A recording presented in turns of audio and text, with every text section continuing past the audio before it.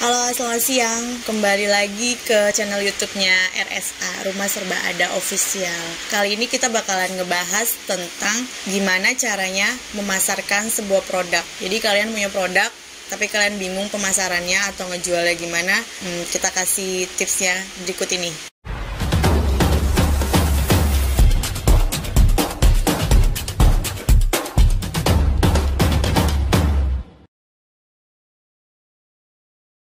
Oke. Jadi dulu itu aku pernah punya produksi namanya kolang kaling. Jadi pertama kali jualan online itu aku jualan kolang kaling, manisan kolang kaling. Jadi aku produksi sendiri, terusnya aku pemasaran sendiri. Nah, di situ mulai ini nih, kalau satu produk kita memproduksi, gimana ya cara memasarkannya juga gitu kan. Nah, teman-teman yang punya produk untuk yang diproduksi sendiri nih, kayak produk-produk yang di bawah ini adalah produk-produk UMKM yang teman-teman memproduksinya sendiri. Jadi tuh dulu aku bukan sering sih, tapi pernah memproduksi juga. Itu aku memproduksi manisan kolang kaling. Tapi kendalanya untuk pemasarannya kita juga harus punya admin sebenarnya gitu. Jadi saat kita memproduksi suatu produksi ya kayaknya nggak bakalan bisa deh kalau kita memproduksi dan memasarkannya juga. Tapi kalau untuk awal-awal nggak apa-apa sih kita yang mulai untuk membuatkan akun-akun media yang mau kita pasarkan gitu.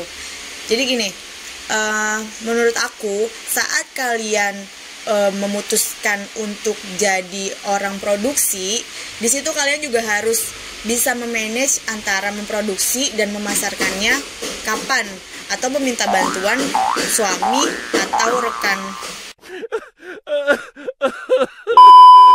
Nah, jadi kalian jangan sungkan buat ngajak partner nih saat punya produksi sendiri, misalkan suami, anak itu buat menjadi adminnya kalian. Karena dulu aku ngerasain banget ya, produksi sampai malam jam 2 pagi kita produksi, terus setelah itu kita harus jawabin chat customer juga. Dan pada saat produksi pasti kita ada rasa lelah dan capek kan gitu. Nah, itu buat aku mendingan kalau mau maksimal untuk pemasaran itu ajak anak atau suami gitu ya kan, yang memang mereka juga bisa bantu nih buat ngejawabin chat teman-teman gitu ya kan. Nah, apalagi kalau misalkan memang ordernya itu udah lumayan banyak, jangan sungkan-sungkan buat narik orang, dan memang orang itu yang bisa juga nih bantu di peradminan teman-teman gitu. Misalkan dia jago buat ngedit foto ya kan, ngedit video gitu kan. Nah, itu bisa kalian kembangin lewat media-media kalian. Kalau aku biasanya pakai media yang aku pakai itu adalah Facebook, Instagram. Sekarang kan udah ada TikTok ya, terusnya untuk menunjang teman-teman yang jauh itu bisa juga pakai marketplace kayak Shopee, Tokopedia, Lazada. Itu bisa dipakai sesuai dengan teman-teman bisa lah gitu. Tapi saran aku, sebelum kalian memulai semua media-media tersebut, kalian juga harus tahu dulu nih media mana yang kalian kuasai. Misalkan ada beberapa orang yang memang jagonya di Facebook untuk penjualan gitu kan. Nah, itu biasanya mereka itu bakalan masuk ke grup-grup penjualan ya kan, untuk menunjang pemasaran mereka. Nah, kalau Instagram, saran aku sih teman-teman yang untuk punya produksi sendiri itu Instagram bagus banget buat katalog kalian. Jadi kalau kalian punya banyak produk ataupun sedikit produk, itu enak banget tinggal mengalihkan. Misalkan ada yang tanya nih, Mbak jualannya produk apa aja? Nggak mungkin kan kita sekali share banyak banget tuh, orang pasti langsung diblokir gitu. Nah, makanya kita bikin Instagram. Jadi dari Instagram itu orang tahu produk apa aja yang bakalan kita produksi, yang kita jual, kita produksi. Terus kasih dia tuh testimoni dan proses lagi pemasakan dan lain sebagainya. Tapi memang untuk di awal kalian bakal nemui tantangan tersendiri, karena harus kalian yang ngotot sih gitu kan untuk untuk pemasaran ini gitu.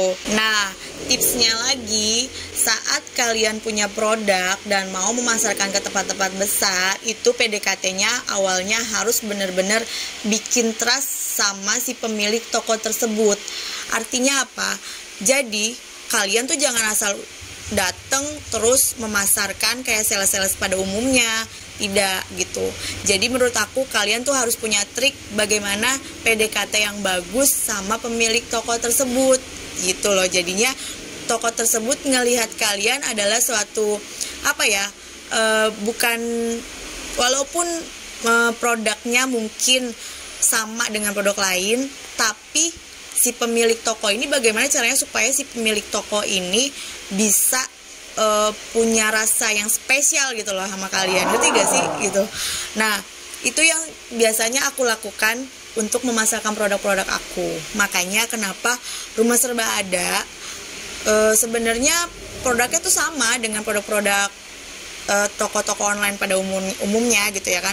Tapi kenapa sih resellernya bisa balik lagi, investor bisa begitu percaya dengan kita gitu ya kan. Nah itu sih yang aku lakuin buat mendapatkan kepercayaan itu. Jangan lupa jujur ya kan. Terus komposisi produk juga nih yang kalian pakai, komposisinya ini harus bener-bener komposisi yang bagus gitu. Jadi kalian jangan cuman punya produk asal ikut-ikutan tapi tidak ada spesialnya gitu. Kalau menurut aku sih seperti itu ya. Karena aku sendiri sebagai penjual dan yang punya toko, saat tokoku dikasih produk yang memang diproduksi sama rekan-rekan UMKM gitu kan, dan mereka punya pendekatan yang bagus ya kan secara trust sama aku, dan mereka juga punya produk-produk yang menurut aku berkualitas, itu aku lebih seneng banget karena aku anggap jadi lebih spesial dibanding produk-produk yang lain. Itu aja sih gitu ya. Dan jangan lupa nih kalau untuk pengembangan online-nya kalian butuh masukan juga gitu kan dari teman-teman yang memang mungkin bisa mengarahkan kalian gitu kan untuk promosi online gitu. Misalkan contohnya ya, kalau aku sendiri untuk pemasaran online itu aku selalu konsisten dengan promosi dan branding yang setiap harinya aku posting gitu kan. Jadi jangan sampai ada satu hari pun yang kelewat dari postingan produk kalian. Kalau bisa orang tuh sampai bosen gitu ngeliat kita promo setiap hari gitu. Nah itu tuh menurut aku cara paling gratis dan murah sih gitu. Jadinya kalian manfaatin aja akun-akun media sosial kalian. Jangan sampai ada satu akun media pun yang memang terlewatkan untuk promosi produk kalian. Gitu aja sih. Dan jangan lupa juga nama dari akun kalian jangan yang aneh-aneh.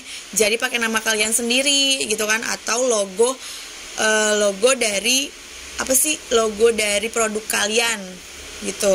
Misalkan logonya apa nih, gini Dapur Devina gitu. Nah itu buat orang percaya jadinya. Jangan lupa setiap hari posting testimoni, terusnya posting proses-proses pembuatan gitu. Nah itu penting banget.